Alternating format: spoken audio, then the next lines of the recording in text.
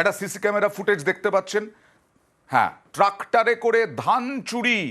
কার বিরুদ্ধে অভিযোগ জানেন? একটা কম্পিউটার সায়েন্সের ছাত্র, কলকাতায় নামকরা কলেজে নাকি পড়েন তিনি কম্পিউটার সায়েন্সের ছাত্র, এবং এই সিসি ক্যামেরা ফুটেজ দেখেই চিহ্নিত করা গেছে, তাকে গ্রেফতার করা হয়েছে। কথা বলবো প্রতিনিধি দেবব্রতর সঙ্গে। দেবব্রত, কি জানা যাচ্ছে? একেবারে দেখো অয়ন, শুভদীপ বাড়ি নামের এই যুবক পাত্রসার থানার ধগরিয়ায় বাড়ি, যেমনটা অভিযোগ উঠে আসছে সেখানেই এক কৃষক রয়েছে, তার খামার থেকে ট্রাক্টর সহ 50 বস্তা ধান চুরি করে নেয়। এরপর ওই কৃষক যে দ্বারস্থ হয় পাত্রসায় থানায়। অভিযোগ জানানোর পরেই তদন্ত নামে পাত্রসায় থানার পুলিশ, তারপর বিভিন্ন রাস্তার সিসিটিভি ফুটেজ কালেক্ট করে পাত্রসায় থানা পুলিশ। একেবারে অভিনব ভাবে তারপরে পাকড়াও করা হয় এই অভিযুক্তদের। আচ্ছা দেবব্রত, আমি একটা কথা বলি, খুব ইন্টারেস্টিং বিষয় যে ইনি হচ্ছেন নামী কলেজের কম্পিউটার ইঞ্জিনিয়ারিং এর ছাত্র, কম্পিউটার সায়েন্সের ছাত্র। এই শুভদীপের বাবা পেশায় শিক্ষক, দাদা ইঞ্জিনিয়ার, সম্ভ্রান্ত পরিবারের মেধাবী ছাত্র, তাও কেন চুরি? একেবারেই দেখো, তুমি জেনে আরো হয়তো অবাক হবে যে এই শুভদীপ ছোট থেকেই মেধাবী। উচ্চ মাধ্যমিক 90% উপরে নাম্বার নিয়ে কিন্তু পাস করেছিলেন, অর্থাৎ ছোট থেকেই কিন্তু মেধাবী।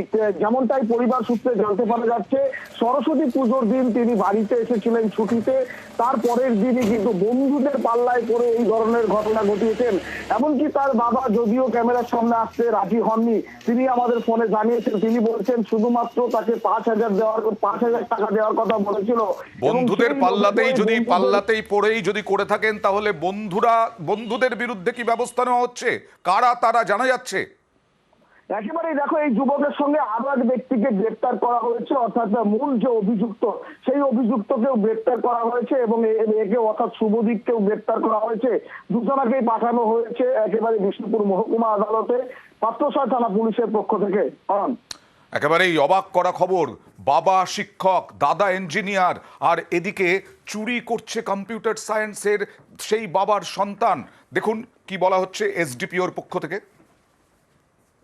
গত 15/2/2024 পাত্রসায়র থানার অন্তর্গত ধগরিয়া গ্রামে একটা ট্রাক্টর এবং তার সাথে প্রায় 50 বস্তা ধান চুরি যায়। এই মর্মে আমাদের কাছে একটা অভিযোগ আসে।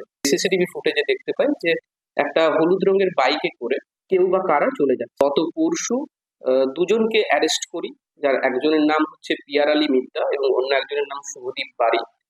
আমরা তাকে বিষ্ণুপুর মহামান্য আদালতে তাদেরকে তোলা হলে একজনের এগেনস্টে 2 দিনের এবং আরেকজনের এগেনস্টে 1 দিনের রিমান্ড গ্রান্ট হয়। ট্রাক্টর এবং ওই 50 বস্তা ধান রিকভার করতে সক্ষম হয়।